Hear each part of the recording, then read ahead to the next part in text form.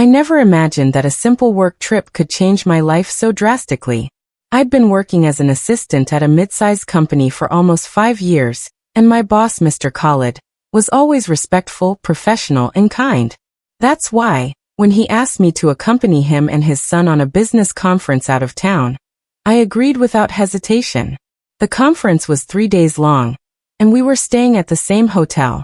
Mr. Khalid's son, Ayan, was in his late 20s, handsome, confident, and with that mischievous spark that made women notice him. I had met him briefly before, but I never thought much about it. He was the kind of man who seemed to live in a different world from mine. The first day went smoothly. We attended meetings, had lunch with clients, and returned to the hotel by evening. Mr. Khalid excused himself early, saying he had to prepare for the next day's presentation. I went up to my room, planning to relax and get some rest. But just as I stepped out of the elevator, I heard Ayan calling my name. He was leaning against the wall near my door, wearing casual clothes and holding 2 coffee cups. "Thought you might need this," he said with a grin. We ended up sitting in my room, sipping coffee and talking about everything from travel to work. He was charming, and I felt myself lowering my guard. Somewhere between the laughter and the teasing, he moved a little closer. His hand brushed against mine, not by accident. My heart raced, but I told myself it was harmless. The next day was busier, filled with back-to-back sessions. That night, Mr. Khalid was invited to a late client dinner, leaving me and Ayan alone again. I thought I'd just rest, but Ayan texted me, "Meet me at the rooftop lounge. Just for a bit." The rooftop was quiet, the city lights stretching endlessly beneath us. We talked again, but there was a different energy this time, more charged, more dangerous. When he leaned in and kissed me, I froze for a second, but I didn't pull away. My breath quickened as the kiss deepened, his hands firm on my waist. I whispered, "Ayan, we shouldn't." He looked at me with a bold smile, then tell me to stop. But the truth was I didn't want to. The air between us felt electric.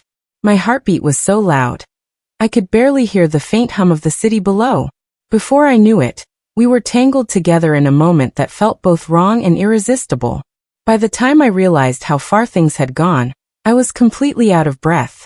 His confidence, the way he didn't pause, the way he looked at me, it was overwhelming. There was no turning back now. When I finally pulled away, the night felt heavier. I told him we couldn't let this happen again, that his father trusted me, that I had my own life and boundaries. He just smirked and said, "We'll see." The last day of the conference was almost unbearable. I couldn't meet Mr. Khalid's eyes without feeling guilty. Ayan acted like nothing had happened, talking to me casually in front of his father. But every time our eyes met, I felt that same dangerous pull. When we returned to the city, I thought I could leave it all behind. But a week later, I got a message from Ayan. "I'm outside your place. Come down." I didn't go. I knew if I saw him again, I might not be able to resist. This wasn't just a mistake, it was a crack in my self-control. And I wasn't ready to shatter everything I had worked for. Even now, I sometimes think about that night. The thrill, the heat, the way my breath caught in my chest. But I also remember the risk, the guilt, and the thin line between temptation and destruction. Some stories don't end with happy ever-afters. Some just leave you with a memory you can't erase, no matter how hard you try.